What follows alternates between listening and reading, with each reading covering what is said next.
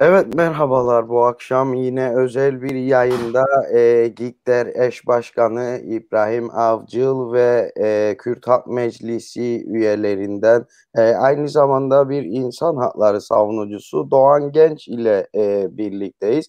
Bu akşam özellikle HDP'ye yönelik siyasi darbeyi siyasi bir soykırım olarak nitelendirilen saldırıyı konuşacağız. Ayrıca özellikle Britanya'da yaşayan Kürt halkı ve Alevilerin 10 yılda bir eline geçen çok özel, çok önemli bir fırsat olan Sensus 2021 nüfus sayımını konuşacağız. Öncelikle hoş geldiniz demek istiyorum. Hoş bulduk. Evet. Sevgili İbrahim Avcıl, mikrofonunuz. Merhaba, hoş bulduk. Teşekkür ederim.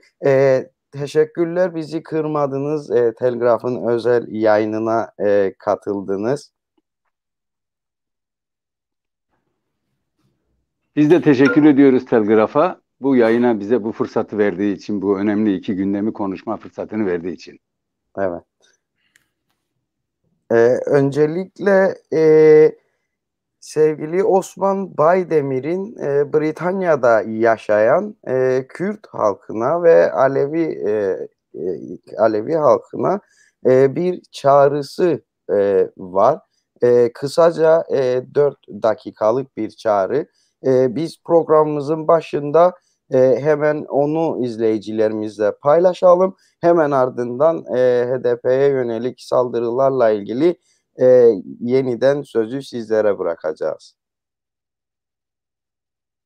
Saygıdeğer canlar, dostlar, hepinizi saygıyla, sevgiyle, hürmetle selamlıyorum. Doğrusunu söylemek gerekirse bugün sizlerle bir arada olmamın temel nedeni sizlerden bir ricada bulunmak, bir istirhamda bulunmak ve bir çağrıda bulunmak. Her şeyden önce Nevroz atmosferindeyiz ve Halepçe'nin duygu yoğunluğunu yaşıyoruz. Aslında bu çağrım, bu ricam Nevroz'un yüzünden bağımsız da değildir.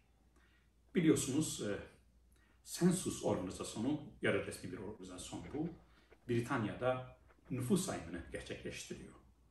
Ve diğer nüfus sayımlarından farklı olarak bu kez her etnik kimlik ve her inansal kimlik kendi kimliğiyle sayıma katılabilme hakkına sahip. Dolayısıyla çağrım Britanya'da yaşayan tüm Kürdistanlılarıdır. Çağrım Britanya'da yaşayan tüm Alevi canlarıdır.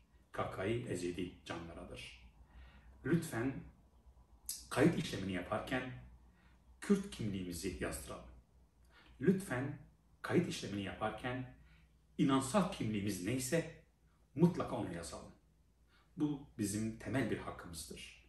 Temel bir hakkın yanı sıra bana göre bugüne değil, Kürdistan'da Kürt kimliğinin tanınması için, Kürt Alevi kimliğinin tanınması için, Kürt Ezidi kimliğinin tanınması için on binlerce, yüz binlerce insan hayatını yitirdi. Milyonlarca insan göç etmek zorunda kaldı. Ve halen on binlerce insan cezaevinde bulunuyor. Haklı olarak birileri bana çıkıp diyebilir ki, peki madem ki öyleyse siz niye bu çağrınızı Kürtçe değil de Türkçe yapıyorsunuz? Aynı çağrımı Kürtçe'de yaptım. Maalesef 100 yıldır özellikle de Kuzey Kürdistan'da Kürt dili büyük bir saldırı altında, asimilasyon politikası altında. Ve bundan dolayıdır ki Kürt olup dilini bilmeyen bir nüfus oluştu. Aslında buna bir tepki olarak da bu çağrıyı yapıyorum. Ve mutlak suretle o kayıt işleminin sırasında kendi dilimizi, kendi kimliğimizi ve kendi inancımızı kayıt altına almamız gerekiyor. Aynı zamanda Britanya'da, Büyük Britanya'da 500 bini aşkın Kürt nüfusunun, Kürdistanlı'nın olduğu söyleniyor. Kuzey Kürdistan, Doğu Kürdistan, Batı Kürdistan ve Başur Kürdistan. doğrusunu ifade etmek gerekirse 500 binlik bir nüfus çok büyük bir ekonomik, siyasi, kültürel, diplomatik gücün de ifadesidir. Ama maalesef bu nüfusumuzun önemli bir kısmı kayıtlarda ya Fars olarak, ya Arap olarak ya da Türk olarak geçiyor. Yani hakikati yansıtmıyor. Elbette ki bizim Türk halkına karşı, Fars halkına karşı veya Arap halkına karşı bir kinimiz, bir düşmanlığımız yoktur. Lakin bizim komşularımızdan, yani komşumuz olan halklardan, Araplardan, Farslardan, Türklerden aynı zamanda kendi dilimize, kimliğimize, inancımıza saygı duymaları beklentimiz vardır. Dolayısıyla kendimize olan saygımızın da gereği olarak kayıtlarda dilimizin, inancımızın, kimliğimizin olduğu gibi, hakikatin olduğu gibi yansıması talebimizi ortaya koymuş oluyoruz. Bu itibarla da benim çağrım çok açık ve nettir.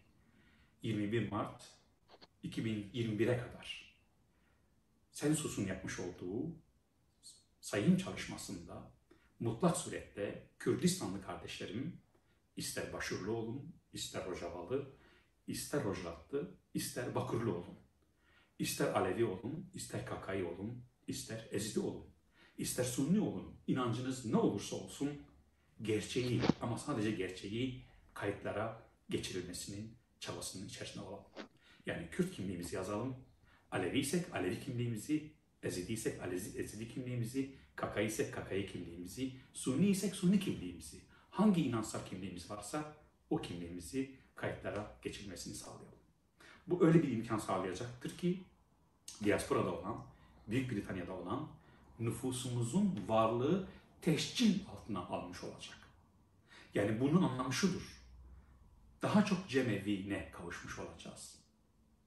Daha çok Kürt dili ve edebiyatına yerel yönetimlerin hizmet etmesine vesile olmuş olacağız. Belki de daha çok parlamentoda temsil sahibi olacaksınız. Belki de daha çok yerel yönetimlerde temsil pozisyonuna kavuşmuş olacaksınız. Belki de buradaki esnaflarımızın daha iyi ekonomik koşullarda ticaret yapmalarına katkı sunmuş olacağız. Bu itibarla da özümüze sahip çıkmış olacağız. Benim çağrım, benim ricam sizlerden özümüze sahip çıkalım. Kendi dilimizi, kendi inancımızı kayıtlara geçirmiş olalım. Ben bu vesileyle bir kez daha hepinize en derin saygılarımı sunuyorum. Jinahava, Nevroza ve Jidulucan Pirospe. Zorspas. Thank you. Evet, Osman Baydemir Telgraf Gazetesi aracılığıyla özel bir mesaj yayınladı ve Sensus 2021'in aslında Kürtler açısından çok ciddi bir önem taşıdığını, yine Aleviler açısından aslında sadece Kürt ve Alevi diye kısıtlamamak lazım. Britanya biliyorsunuz yani hem Avrupa'nın hem dünya siyasetinin belirleyici ülkelerinden biri ve güneşi batmayan imparatorluk diye en kapitalist bilinen, en çok böyle özellikle Orta Doğu'da parmağı olan ülke. Dolayısıyla Kıbrıslıların da aynı şekilde, Kıbrıslı Türk ve Kıbrıslı Rumların da yine ortak meselesi halinde Sensus 2021. Osman Baydemir'in mesajıyla başladık. Aslında programımız özellikle gündemi olan HDP ile devam edecekti. Fakat Sensus'la devam edelim kısaca.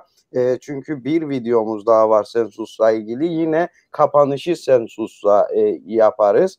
Sevgili İbrahim Avcıl, yorumlarınız nedir? Özellikle çağrınız nedir bu konuda? Geçtiğimiz gün yine Demokratik Güç Birliği'nin bir açıklaması vardı. Sizi dinleyelim. Mikrofonunuzu kontrol ederseniz. Evet. Söz sizde sevgili İbrahim Avcıl. Çok teşekkür ederim Erem. Ayrıca böylesi bir olanağı ve imkanı tanıdığı için de Telgraf Gazetesi'ne özel olarak teşekkür etmek istiyorum. Şimdi HDP'nin kapatılması meselesini aslında bugünden ibaret bir mesele olarak algılamak çok doğru değil. Faşist Şeflik rejiminin atamış olduğu memur savcı HDP'nin kapatılması için iddianameyi hazırladı. politik İslamcı, faşist, ırkçı AKP ve MHP koalisyonunun dolayısıyla üzerinde anlaşmış oldukları, mutabakata varmış oldukları kapatma saldırısı da başlamış oldu. Şimdi buradan yola çıkarak şunu çok net bir şekilde söylemek gerekir. Her kim ki aslında bunun hukuk sorunu olduğunu tartışmaya, bu işi bağımsız yargının işiymiş gibi sunmaya ya da bunu böyle ifade etmeye çalışırsa ya da yargı sürecini bekleyelim derse aslında çok net bir biçimde kendilerinin bilinçsiz bir şekilde faşizme ve faşizmin doğrudan ortaya koymuş olduğu yok etme konseptine ortak olduklarını çok net bir biçimde söyleyebiliriz. Demokratik Güç Birliği Britanya olarak yine Göçmen İşleri Kültür Derneği GİKDER olarak son süreçlerde faşist Türkiye devletinin faşist şeflik rejiminin demokrasi güçlerine karşı saldırılarının aslında 2015 yılında başlatmış oldukları imha konseptinin bir parçası olduğunu sürekli söyledik. Faşizm aslında bugün HDP'yi kapatarak tek başına işte daha çok Kürt temsiliyeti olan bir partiyi ortadan kaldırmaya çalışmamaktadır. Ya da politik bir kar da elde etmeye çalışmamaktadır. Aslında HDP bugün geçmişteki bütün Kürt siyasi partilerinden bağımsız olarak Türkiye'de demokrasinin merkezine gelen, demokrasi güçlerinin etrafında örgütlendiği bir siyasi hareket, bir siyasi parti haline gelmiştir. Dolayısıyla faşist şeflik rejimi aslında bugün yapmış olduğu bu hamle ile sadece HDP'yi kapatma girişimi içerisinde bulunmamaktadır. Bir bütün olarak Türkiye'deki özgürlükler ve demokrasi meselesine bir saldırı hamlesi başlatmış durumdadır. Faşist şeflik rejimi bugün gerçekleştirmiş olduğu AKP ve MHP koalisyonu bugün gerçekleştirmiş oldukları bu saldırı vesilesiyle tek başına HDP'den kurtulmayı amaçlamamaktadır. Tek başına HDP'yi ortadan kaldırmayı hedeflenmemektedir. Bir bütün olarak Türkiye'deki dinamik demokrasi güçlerini ortadan kaldırma hedefiyle hareket etmektedir. Bunun özü siyasi soykırımdır. Siyasi soykırımdan başka bir şey değildir. Çok özür dilerim. Bunu çok evet, özür dilerim. aslında Sensus'la devam edecektik ama gündem çok alevli. Hepimizin içinde bir alev söz konusu tahmin edebiliyorum. Evet. Madem ki HDP ile başladınız, ben sözü çok kısaca Doğan arkadaşa da vermek istiyorum. Ardından yine HDP ile devam edelim. Sensus'u programımızın artık ikinci bölümünde tartışacağız. Sevgili Doğan Genç bizimle. Demokratik Güç Birliği'nin açıklamasından bahsetmenizi istiyorum. Özellikle çok büyük bir çatı kuruluşu İngiltere'de.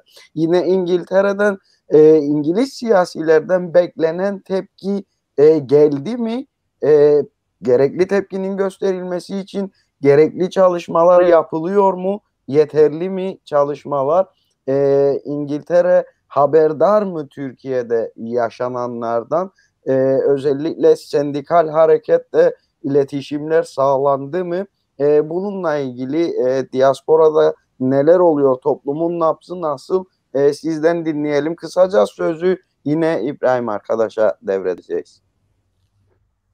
Ben öncelikle Mart ayı şehitleri şahsında Türkiye, Kürdistan ve dünya devrim şehitleri önünde saygıyla eğiliyorum. Mart ayı biliyorsunuz aynı zamanda hem direniş hem de katliamlar ayı.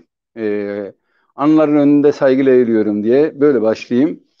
Şimdi tabii Demokratik Güç Birliği sizin de başta ifade ettiğiniz gibi yani birçok farklı kurumun Kürt kurumları, devrimci kurumlar, bölgesel kurumlarımız, Alevi kurumlarımız ve demokratik kurumlarımızın tümünün kurumsal olarak birlikte hareket ettikleri bir çatı. Demokratik Güç Birliği olarak düşünmemiz gerekiyor.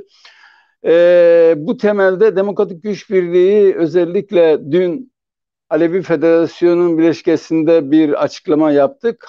HDP'nin milletvekilliğine işte milletvekilinin düşürmesiyle ilgili Gergerlioğlu'nun ve aynı zamanda HDP'ye yönelik kapatma davasıyla ilgili hızlı bir açıklama yaptık. Bu sıcağı sıcağına bir açıklama ama önümüzdeki dönemde bu diğer çalışmalar devam edecek. Şimdi HDP Demokratik Güç Birliği deyince HDP aslında Britanya'da şöyle de bir ilişkilendirmek lazım. Biliyorsunuz Britanya'da HDP'ye en çok yani oy çıkan ülkelerden bir tanesi. Hatta birinci nüfus düşündüğümüzde gibi düşünmemiz gerekiyor. Yani HDP tabanının yaklaşık %60'a yakın bir tabanının, seçmen tabanının geride bıraktığımız seçimlerde baktığımızda var olduğunu gördük ve doğaldır ki en büyük rahatsızlık toplum içinde, taban içerisinde özellikle Britanya'da göze çarpıyor.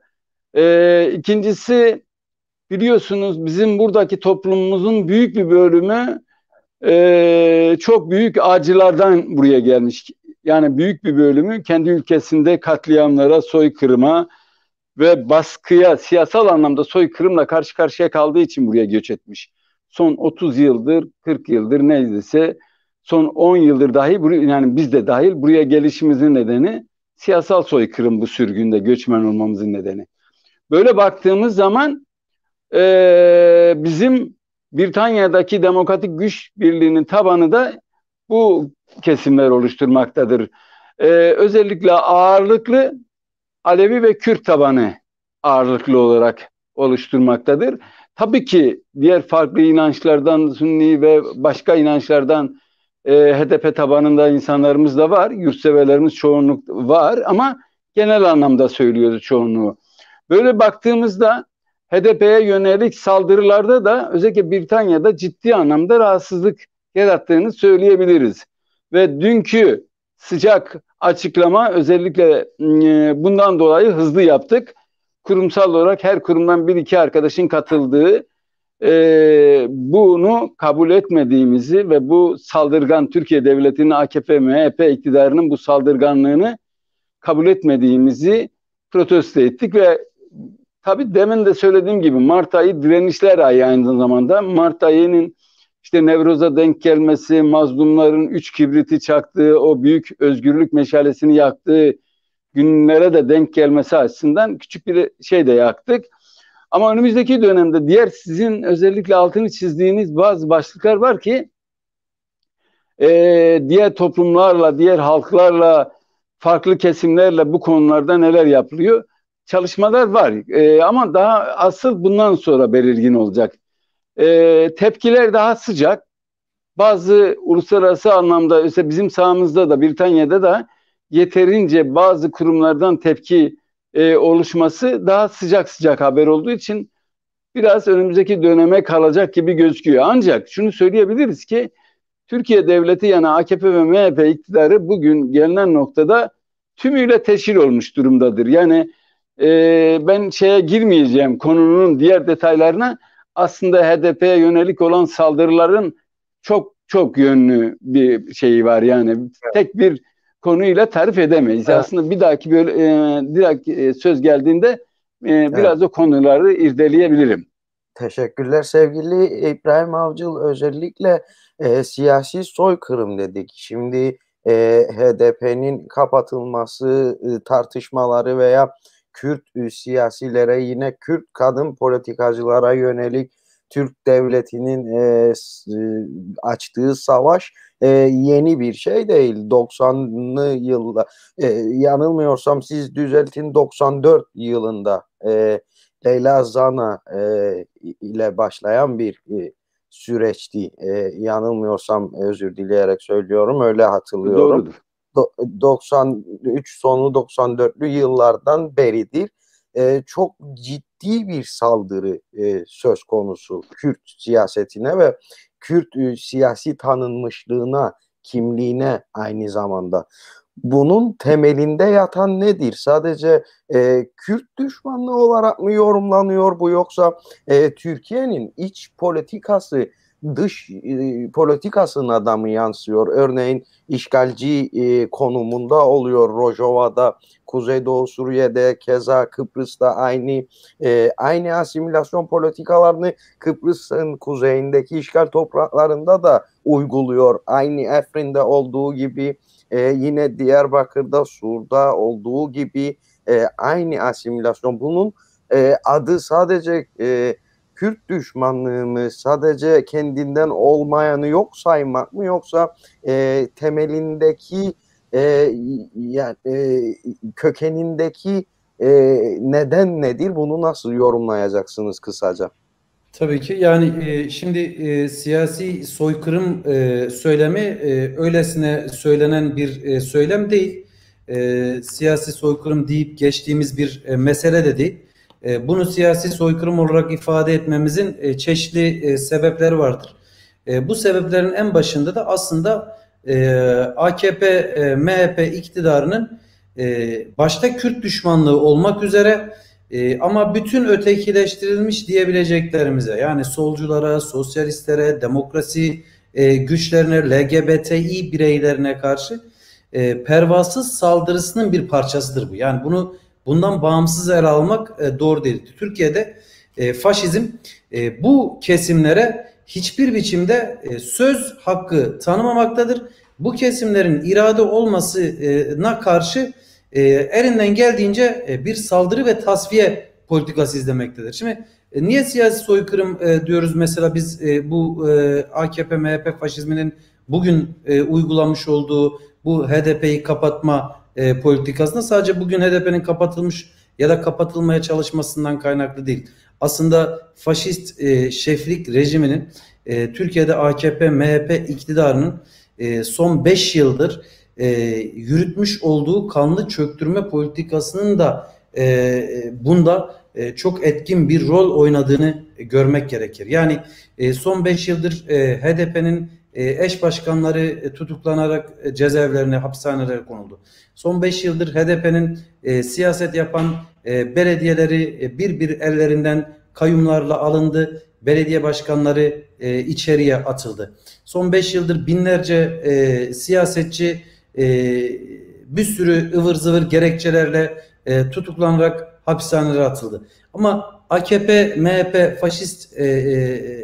faşizmi aslında bu kanlı çöktürme planının tutuklamalarla, gözaltılarla, katliamlarla bir yere varamayacağını çok net bir biçimde gördü. Dolayısıyla bugün HDP'yi kapatma politikası aslında bu kanlı çöktürme politikalarındaki acizliğin ve yenilginin bir sonucudur.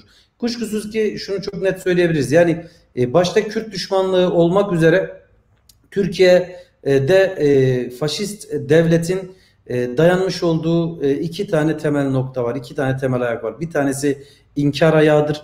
Bir tanesi de imha ayağıdır.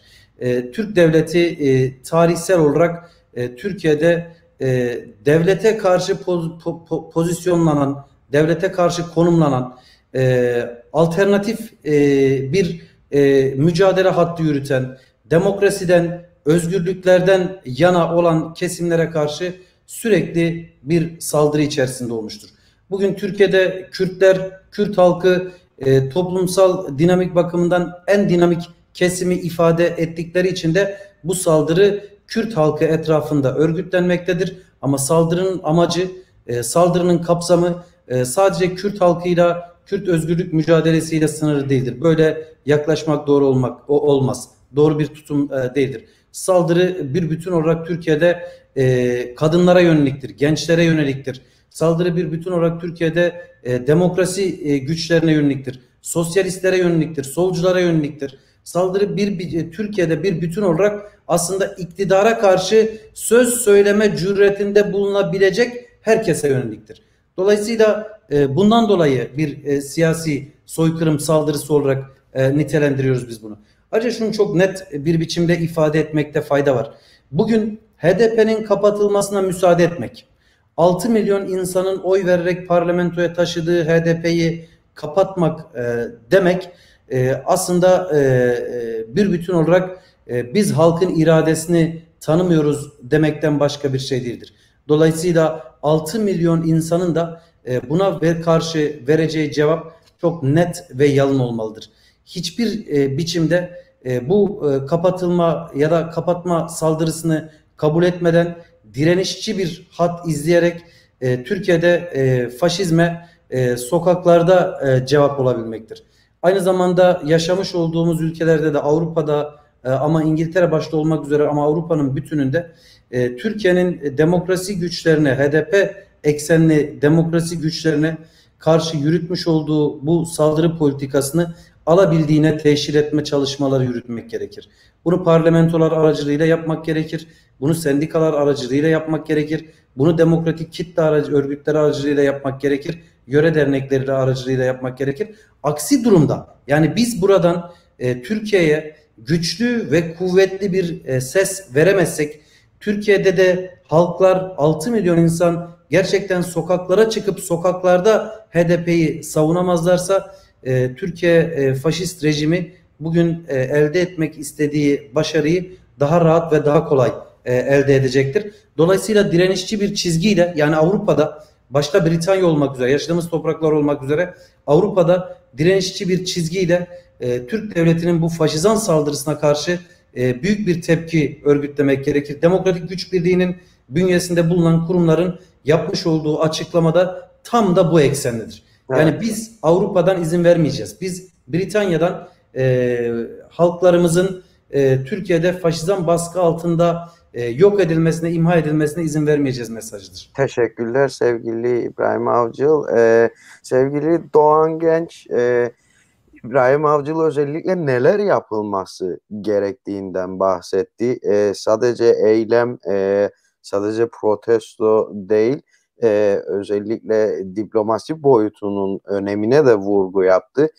Siz de son olarak bu konuyla ilgili hem eklemek istediklerinizi hem daha fazla neler yapılması gerektiği konusunda biliyorsunuz yani bu artık dünyanın hiçbir yerinde görülmüş bir şey değil. Örneğin bugün bir İngiliz milletvekiliyle bir röportajımda siz HDP'li bir milletvekili olsaydınız ve görevden alınsaydınız nasıl hissederdiniz diye sordum. Yani cevabına başlamak için bir 10 saniye bir şok yaşadı kendisi. Artık insanların akıl almaz boyutlara vardığını yorumları yaptığı bir durum söz konusu Türkiye'de. Diasporadan Kürt halkı ve dostları olarak siz HDP için neler yapacaksınız? Neler yapıyorsunuz? Ya öncelikle şunu söyleyeyim ki kesinlikle özellikle diplomatik alan ve diğer toplumlara ulaşmak çok önemlidir. Yani her konuda. Ayrıca bugün HDP'ye yönelik olan saldırı hem ne bugünün bir olay ne de böyle kısa vadeli bir meseledir. Çok uzun vadeli Türkiye siyasetinin geldiği tıkamanın bir şey sonucudur. Özellikle HDP'ye saldırmasının nedeni diri durması, dik durması, özellikle tabanın mevcut iktidara biat etmemesi, yani bunun karşısında diz çökmemesi. Bugün düşünün eş başkanlar Selahattin Demirtaş, Figen Yüksekdağ dahil birçok milletvekili içeride, birçok belediye başkanı ya da bir partinin düşünün ki binlerce yöneticisi içeride. Yani bu durumda bir mevcut partilerden AKP ya da CHP olsa ortada ne bir AKP ne bir CHP kalır ama böyle yani HDP diri bir partidir. Özellikle direngen bir parti olduğu için mevcut sisteme karşı da direngen olduğundan dolayı bu saldırılar var. Bir de kendi iç siyasetinde özellikle Gare operasyonuyla birlikte içine girdikleri sıkıntılı ve çıkmaz durumu özellikle demokratik alandaki siyasete saldırarak üstünü örtmeye çalışıyorlar. Sizin de demin özellikle altını çizdiğiniz başlıktaki gibi bizim mutlaka ve mutlaka burada dış ilişkileri güçlü bir şekilde geliştirmemiz gerekiyor. Yani diplomatik ilişkiler çok önemli. Bununla ilgili çalışmalar var. Birçok konuda var, alanda var yani. Diplomatik ilişkiler önümüzdeki dönemde daha çok bir yoğunluk da kazanacak. Kürt Halk Meclisi'nin de bu konuda çalışmaları var. Demokratik Güç Birliği'nin de bu konuda çalışmaları, yani diplomatik alanda farklı kurumlarımızın da var. Dediğimiz gibi HDP'ye gönül vermiş, oy vermiş Britanya'da olan bütün kurumlarımız bu konuda duyarlıdır. Daha kapsamlı çalışmalar önümüzdeki dönemde gelecek. Evet. Ben özellikle şunu vurgulamak istiyorum. Yani hepten HDP kadar gelen sürecin, HDP'ye kadar gelen sürecin ben hem tanıyım hem sanıyım. Yani düşünebiliyor musunuz? Ben Halkın Emek Partisi'nin kurucu ilçe başkanı ilçesindeydim. Görev yapıyordum. O partilerin birçoğunda il düzeyinde ilçe başkanlığı, genel merkez yöneticiliği ve geldiğimiz noktada işte son özellikle bir tek HADEP'te burada olmamdan kaynaklanıyor, içinde değilim ama yine çalışmaların burada da Britanya'da içindeyim. Yani şunu gördük, bizim toplumsal anlamda ki yani HDP aynı zamanda bir HDK bileşeni olduğundan dolayı yani kısmen İbrahim arkadaş da ifade etti, farklı bileşenlerden devrimci, demokrat, farklı cins kimlikleri, LGBT'ler, yani birçok sayacağımız yeşiller, bunların tümünden oluşan bir yapı. Yani toplumun bütün renklerini, kendi sembolünde de olduğu gibi, ağacın sembolünde olduğu gibi bütün renklerini kapsıyor. Bu da sistemi rahatsız ediyor. Tek tip devlet. Devlet tek millet, tek devlet, tek din, tek bayrak mantığıyla hareket ettiği için HDP gibi çoğulcu, kapsayıcı, toplumun her kesimini kapsayan böyle bir partiye tahammül edemiyor. Evet, Yine HDP'ye ilişkin son sözlerinizi artık toparlayalım. Programımızın ikinci bölümüne geçmek zorundayız. Bize ayrılan süreyi neredeyse tamamlıyoruz fakat uzatacağız. Sensus çok önemli bir konu. İbrahim Avcı'nın da son sözlerini alacağım. Sevgili Doğan Genç, tamamlarsanız seviniriz. ben şunu söyleyeyim sadece, Gergerlioğlu'nu ben tanıyorum bir insan hakları savunucusu olarak. Özellikle onun da Mazlum Der'deki insan hakları mücadelesini de biliyorum. Beraber de çalışmışlığımız vardır. Çok onurlu ve insan hakları kimliği konusunda çok duyarlı ve müthiş mücadeleci bir insan. İnsan hakları kimliğiyle, gözüyle bakan bir insan. Hiçbir zaman ayrım yapmadan bütün mağdurun yanında duran bir insandır. Boyun eğmediğini de dünden bugüne gördük ve onurlu duruşunun yanında durmaya devam edeceğiz. Biz de o onurlu duruşların yanında HDP'nin bütün milletvekilleri, zindandaki Selahattin Demirtaş, Figen Yüksekdağ ve diğer arkadaşlarımızın direndiği gibi biz de o direnişe ses olacağız. Evet. Erem Ses. Evet, pardon. Senin de son sözlerini Ya ben de alalım. hemen HDP'ye kısaca ilişkin. bir şeyler Lütfen ekleyip kısaca. tamamlamak istiyorum.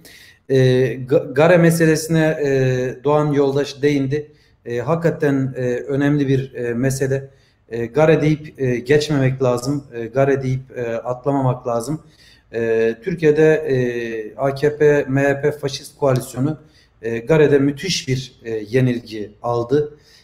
Gare'de almış olduğu yenilgiyi hazmedemeyerek bugün HDP'ye dönük bir saldırı içerisinde, kapatma operasyonu içerisinde. Yalnız ben son olarak şu çağrıyla aslında bu konuyu kapatmak istiyorum. Gare'nin direniş ve zafer ruhuyla bugün Türkiye, Kürdistan ve Avrupa'da HDP'yi sahiplenmenin, HDP'yi savunmanın ve faşizme burada da bu alanda da bir yenilgi uğratmanın zamanı geldi demek gerekiyor. Evet, teşekkürler sevgili İbrahim Avcıl. Bir diğer önemli konumuz Sensus 2021 nüfus sayımı. Hemen hiç ara vermeden bu konuya geçmek istiyorum. Sevgili Doğan Genç, bu konuyla ilgili Britanya Kürt Halk Meclisi'nin dernek binasında açtığı bir danışma masası var. Yine Alevi Federasyonu'nun çok ciddi bir çalışması var. Birçok görseller hazırlıyorlar. Basın haberleri, bültenler hazırlanıyor. Deyim yerindeyse Aleviler ve Kürtler kendilerini var edebilmek için Britanya'da bu fırsatı değerlendirmek istiyorlar. Halk yeterince duyarlı mı? Nelere dikkat edilmeli? Bu konudaki çağrınız nedir? Hızlıca sizi de dinleyelim bu konuda. Daha sonra Sensus'un özellikle bir fırsat olması ve özellikle Kürt halkının, Alevilerin Britanya'da siyasetin başkenti Londra'da böylesi bir fırsatı değerlendirme imkanını da sevgili İbrahim Avcı'yla konuşacağız. Şimdi şunu ifade edeyim. Bu gerçekten çok önemli bir fırsattır. Aynen daha önce de zaten az önce Sayın Osman Baydemir'i de izledik. Bizim toplumumuz şimdiye kadar uzun zamandır mesela Kürt toplumu ya Suriyeli, ya Iraklı, ya İranlı ya da Türkiye'li diye tabir ediliyordu. Önümüze bir fırsat gelmiş. Özellikle Kürt toplumu hangi Kürdistan parçasının olursa olsun bugün Kürdistanlı olduğunu ifade etmesi ve böylece Britanya'da ortaya çıkmış oluyor. İkincisi, Alevi toplumu yine ötekileştirildiği için başka ötekileştirilen kimlikler de var. Hem kültürel hem inanç olarak yok sayılan bir kimlikti, yani inanç olarak. Onlar da bu fırsatı çok iyi değerlendirmemiz lazım. Yani bu iki kimlik ulusal ve etnik kimliğimizle inanç kimliğimiz karşı karşıya değil. Tam tersine birbirini tamamlayan kimliklerdir. Yani iki şey de var. O özellikle ben kendim kayıt oldum. Orada işaretlediğimde hem ulusal kimliğim hem de inanç kimliğim olarak. Bunu çok önemlidir. Başka bir toplum üzerinden tarif edilmesi bir insanın gerçekten içini acıtıyor. Bir de şu, eğer bir insan kendi kimliğiyle, kendi ulusal kimliğiyle, etnik kimliğiyle, inanç kimliğiyle, kültürel kimliğiyle tarif edilemiyorsa zaten onun insan olma vasıflarının çok tartışma konusu olduğunu düşünülmesi gerekiyor. Bu da özellikle bu anlamda Britanya'da önümüze gelmiş bir fırsattır. Az bir zamanımız kalmıştır. Bütün insanlarımıza çağrımız bu bir günde, 2 günde olsa seferberlik ruhuyla çok kolay. Hem sizin de ifade ettiğiniz gibi bütün kurumlarımızda olduğu gibi Kürdüş'te, Alevi kurumumuzda ve başka kurumlarda bu konuda yardımcı olan masalar var, çalışmalar var. Herkesin tartışmalardan çok bu kampanyaya ete kemiğe büründürmek için yoğunlaşmasını özellikle söylüyoruz. Teşekkürler sevgili Doğan Genç, sevgili İbrahim Avcılı, özellikle bu fırsatın öneminden bahsetmenizi istiyorum ve aslında bu sadece bir fırsat olarak kalmıyor. Yani böylesi bir süreçte diasporadaki toplumun birlik ve bütünlüğünü de hatırlamasını, yoldaşlığını da bir kez daha hatırlamasını sağlıyor. Bir diğer yönüyle Kürt halkı en büyük sıkıntılardan biri örneğin sağlık hizmetleri. Britanya genelinde bir hastaneye gittiğiniz zaman bugün Kürtçe tercüman için bir sağlık hizmeti almak için böylesi bir nüfus sayımında kendinizi var etmeniz gerekiyor. Yine çok kısaca konuşmanızın sonunda da özellikle yanlış anlaşılmalar ve bilgi kirliliğine değinmenizi de istiyorum. Çünkü sosyal medyada bu konuyla ilgili gerçekten çok ciddi bilgi kirliliği var. Birinci ağızdan sizden özel bilgileri de bu konuda alalım hızlıca. Çok teşekkürler Erem. Şimdi ben aslında kısaca bir iki istatistik vererek başlamak istiyorum bu konuya. Konu hakikaten önemli bir konu. Hassas bir konu. Britanya'da genel nüfus sayımları 10 yılda bir gerçekleşiyor. En son gerçekleşen nüfus sayımı 2011 yılında gerçekleşti. Şimdi kuşkusuz aklı selim herkes aslında Britanya'da Kürtlerin nüfusunun ne kadar olduğu konusunda bir sohbete girdiğinde bunu yüz binlerle rahatlıkla ifade edebilecek durumda. İşte 200 bin diyen, 300 bin diyen ve benzer ve benzer. Ancak 2011'deki nüfus sayımında İngiltere'de kendisini Kürt olarak ifade edenlerin sayısı 47.871. Galler'de kendisini Kürt olarak ifade edenlerin sayısı 1106, İskoçya'da 884, Kuzey İrlanda'da ise sadece 20. Yani Britanya'nın toplamını ele aldığımız zaman 50 bin kişi, yaklaşık 50 bin kişi sadece kendisini orada Kürt olarak ifade etmiş, Kürt olarak bir beyanda bulunmuş. Şimdi bunun aslında doğru olmadığını, istatistiksel olarak yanlış olduğunu biz kurum temsilcileri, toplum çalışanları, toplumla iç içe olan insanlar çok net bir biçimde biliyoruz. Ama Kürtlerle ilgili, Kürtlerin Britanya'daki varlıkları ile ilgili herhangi bir bilgi almak isteyen birisi bize değil, işte 2011 yılında gerçekleşen nüfus sayımına bakıp bu biçimde buralardan bilgi alıyor. Ya da herhangi bir ana akım hizmet merkezi, gerek sağlık olsun, gerek eğitim olsun, gerek iş alanındaki yapılan verilen hizmetler olsun, Kürtler meselesi söz konusu olduğunda ya da etnik azınlıklar meselesi söz konusu olduğunda toplumsal olarak bizim ne kadar Kürt'ün ya da ne kadar Kürtçe konuşan insanın burada yaşayıp yaşamadığı meselesine değil, işte gerçekleşen nüfus sayımında kaç kişinin kendisini Kürt olarak ifade ettiğine bakarak bu hizmetleri sunmaya başlıyor ya da bu hizmetleri şekillendiriyor. Aynısı Alevilik için de geçerli. Yani burada çok sayıda Alevi olmasına rağmen 2011 yılında gerçekleşen nüfus sayımında Alevilikle ilgili bir kayıt bulmak neredeyse imkansız.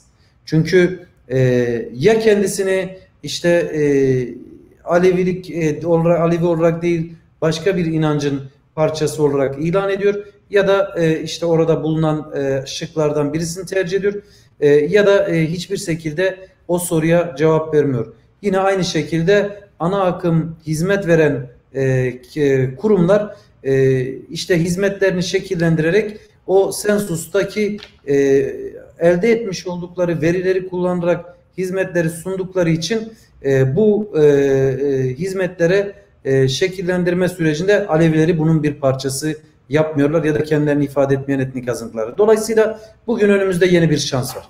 2021 yılının her 10 yılda bir gerçekleşen nüfus sayımı 21 Mart'ta tamamlanıyor. Şimdiye kadar hemen hemen bütün evlere sensus formlarının ulaşmış olması gerekiyordu.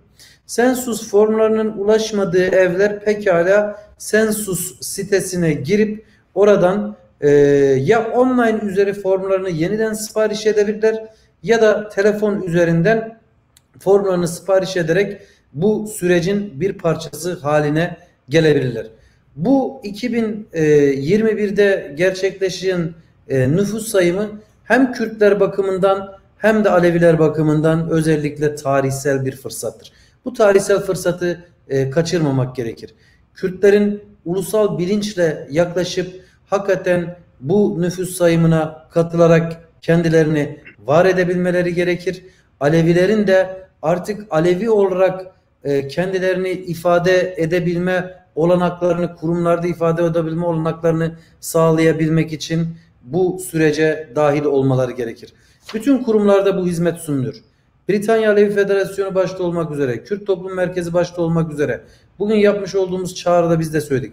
Sensus formunu doldurmakta zorluk yaşayan herhangi birisi bizlerin demokratik güç birliğinin bünyesinde faaliyet yürüten herhangi bir kuruma başvurarak sensus formlarını çok rahatlıkla doldurup kendimizi bu süreç içerisinde var edebilmenin bir olanağı, bir imkanı olan bu şeyi değerlendirmiş oluruz.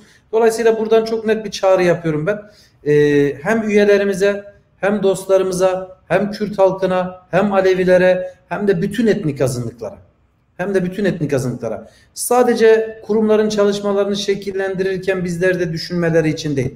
Ama inançsal ve ulusal kimliğimizi bilince çıkarmak bakımından da mutlaka ama mutlaka bu sürece dahil olmalılar. Teknik bir bilgi olarak şunu da söyleyeyim. Bu sürece dahil olmayanlar, yani bu formu doldurmayanların aslında yasal bir suç işledikleri de hemen hemen her yerde söyleniyor. İşte Sensus'un kendi sitesinde de var. Formu doldurmayanlar 1000 pound'a kadar para cezası alabilecek.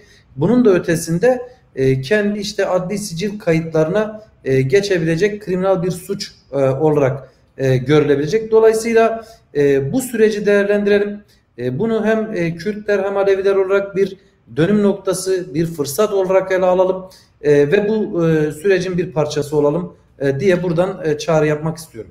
Sevgili İbrahim Avcıl, teşekkürler. Son sözlerini almak için Doğan Genç'e de sözü vermek istiyorum. Neler söyleyeceksiniz? Özellikle Sensus'la ilgili çağrınız nedir? Son olarak hızlıca son 2 dakikamızı sizinle tamamlayalım. Ya ben özellikle şunu vurgulamak istiyorum. Bugün Türkiye'de tek devlet, tek bayrak, tek din, tek kültür dayatması var. Bugün parlamentoda vekillerimiz konuşurken bile X dil ya da başka bir inançtan, İslam'ın dışında başka bir inançtan bahsettiğinde X inanç gibi, Ermeniler örneğin, Hristiyanlar, Ezdiler vesaire vesaire. Tam bu fırsat ayağımıza gelmiş. Buna verebileceğimiz en güzel cevap bizim kendi inanç kimliğimiz ve ulusal kimliğimiz ve diğer kimliklerimizi doğru bir şekilde ifade etmemiz ve belirtmemizdir. Bu anlamda ben bir de son olarak şunu şöyle bitirmek istiyorum. Brian Delal, ben ez zazaki keskon. Kanna zafa önemli. İnancıma Aleviyo. Millete ma Kırmancı. Ma şimdi kaydohu bugün ki ma kamimi. Kotira amayimi. Ni onun için diro zaman mendo. Te herkes şöyle kaydohu bikuru ki meşte na ülkede na devlete de ma ki sö övük bikimi, kes bikimi. Her kısmına razı böyle kamke xebatino, kamke na emektano. Teşekkür ediyorum. Kim ki emek veriyor, kim ki çalışıyorsa tam bu fırsatı değerlendirelim. Zazaca söyledim. Teşekkür ediyorum. Teşekkürler. Son sözünüz, son sözleriniz nasıl toparlayacaksın sevgili İbrahim Avcıl? Son sözlerinizi alalım. Tabii, yani aslında tekrardan HDP meselesine hemen kısa bir değinip oradan da Çok kısaca lütfen 2 dakikamız. Sevgili yani izleyicilerimize buradan şunu ifade etmekte fayda var. HDP'nin kapatılması, orada faşizmin bir zafer elde etmesi sadece Türkiye halklarına değil, buralara sürülmüş olan biz göçmenlere de ciddi bir darbedir, darbe girişimidir. Buna karşı Türkiye'de ve Kürdistan'da direnen halklarımızı yalnız bırakmayalım diyorum. Sayımla ilgili de şunu ifade etmekte fayda var. Sağlıkta, eğitimde var olabilmek için çeşitli başkaca alanlarda kendimizi daha rahat ifade edebilmek için mutlaka 21 Mart tarihine kadar sensus yani nüfus sayımına katılalım. Katılma noktasında sorun yaşayan herhangi bir kimse burada bulunan birçok kuruma başvurabilir. Bu kurumlardan formu doldurmak için destek alabilir. Sadece kendimiz için değil, aynı zamanda gelecekte yeni yetişen nesillerin de kültürel değer yargılarımızı yaşatmaya devam edebilmeleri bakımından mutlaka ama mutlaka bu süreci pozitif bir biçimde değerlendirip bir başarı elde edelim. Teşekkürler sevgili İbrahim Avcıl. Şimdi 10 dakikalık özel bir yayın yapıyoruz. Kürt kökenli, dünya genelindeki Kürt kökenli tanınmış siyasetçilerden ve toplum temsilcilerinden derlediğimiz özel bir mesaj videosu var. Bu mesajda özel isimler bizlerle Kürtçe olarak Sensus Britanya 2021 nüfus sayımına ilişkin mesajlarını verecekler. Ben katıldığınız için çok teşekkür ederim. Yorumlarınız için çok teşekkür ederim. Telgraf'a verdiğiniz destek için. Biz teşekkür ediyoruz. Ben teşekkür ederim. Çok sağ olun. Teşekkürler. İyi akşamlar. İyi akşamlar. Çağrım Kürt halkınadır. İngiltere'nin genelinde yapılacak nüfus sayımı için halkımıza bir çağrımız var. Bu nüfus sayımında her halkın kendi etnik kimliğini ya da inansal kimliğini kayıt altına alma hakkı var. Kürt halkı olarak biz de bu nüfus sayımında, 2021 nüfus sayımında kaydımızı yaparken Kürt olduğumuzu inançsal olarak da Aleviysek, Ezidiysek, Süryaniysek bu kimliklerimizi işaretleyebiliriz, tanımlayabiliriz. Çünkü bunu yapmak bizim için önemlidir. Hem kendi ülke koşullarımızda hakikatimizin inkar edildiği, yok sayıldığı koşulları yaşadık ve bunun için mücadele ettik, bunun için bir direniş sergiliyoruz. Hem de diasporada özellikle kimliksizleştirme, anlamsızlaştırma ve kendi öz varlığından uzaklaştırma gibi politikalar da söz konusudur. Eğer biz halk olarak İngiltere'de yapılacak olan genel nüfus sayımında elimize gelen formu her Kürt olarak kendi etnik kimlik olarak Kürtlüğümüzü, Kürdistaniliğimizi ve inançsal olarak da Aleviysek Aleviliğimizi, diğer inanç gruplarındaysak bunu işaretlemek, kendi varlığımızı diasporada da kayıt altına almak ve bunu bilmek açısından önemli buluyoruz. Bunu mutlaka yapalım. Her eve bir form geldiğinde sadece bir kişi için gelmiyor. O hanedeki bütün üyeler için geliyor ve bütün üyelerin bu kaydı yapması çok önemlidir. Çünkü gerçekten hem inancımız olarak Aleviler çok bu konuda kendimizi tanımlayabilmiş değiliz, özellikle diasporada. Bundan doğal haklarımız olacak yani. Yüz binlerce insan diasporada, İngiltere'de ya da başka ülkelerde yaşıyoruz. Nüfus sayımı esnasında bunu kayıt altına almak çok önemlidir. Kendi haklarımızı, kendi örgütlülüğümüzü, kendi özgürlüğümüzü diasporada da olsa korumak, sağlamak önemlidir. Bu seçimde herkesin buna dikkat edeceğini umuyoruz ve çağrımız odur ki her Kürt hem kendi ulusal kimliğini, etnik kimliğini hem de inansal kimliğini bu seçimde, bu sayımda işaretlesin. Teşekkür ediyorum. İngiltere'de yaşayan halkımızı saygı ve sevgiyle selamlıyorum. 21 Mart'ta İngiltere'de nüfus sayımı yapılacaktır. Yaşadığımız Türkiye'de nüfusa Kürt, Alevi olarak kaydedilmenin koşulları yokken 21 Mart'ta İngiltere'de Kürt kimliğimizden Kürt olduğumuzu, Alevi kimliğimizden Alevi olduğumuzu kaydedebilmenin yazabilmenin şansı var. Bu şansı kaçırmayalım. İngiltere'nin siyasal sosyal yaşamına Kürt kimliğimiz, Alevi kimliğimizden katılmaya tüm halkımızı davet ediyorum. Başarılar diliyorum. Saygılarımla iyi günler diliyorum. Britanya ji bo gelê Kurdistanê demekî giring e vê roja yekşemê serjimêr heye. Banga me ji gelê me re ew e ku gelê me li ser bîngeha netewa xwe wek gelê Kurd xwe bide nivîsandinê. Ew gelekî giring e ji bo jiyana siyasî û ji bo jiyana civakî yê encamê gelekî giring çêke. Em ji gelê xurca dikin, divê warê li bera herkes seferber. Merhaba. Britanya'da 10 yılda bir Ulusal İstatistik Ofisi tarafından nüfus sayımı gerçekleştirilmektedir. Bu nüfus sayımı vesilesiyle Britanya'da yaşayan etnik azınlıkların ve etnik inançların bir istatistiği çıkartılmaktadır. Bu yıl gerçekleşecek olan nüfus sayımı 21 Mart 2021 tarihinde sonlandırılacaktır. Evinize şimdiye kadar çoktan zarfların ulaşmış olması gerekir. Evinize ulaşan zarfların içerisinde hanenize özel olan kod ile verilen web sitesine girip orada nüfus sayımına katılabilir, kendi kimliğinizi ve kendi inancınızı ifade edebilirsiniz. Aslında bu 10 yılda bir gerçekleştirilen nüfus sayımına katılmak özellikle Kürtler ve Aleviler bakımından müthiş bir önem taşımaktadır.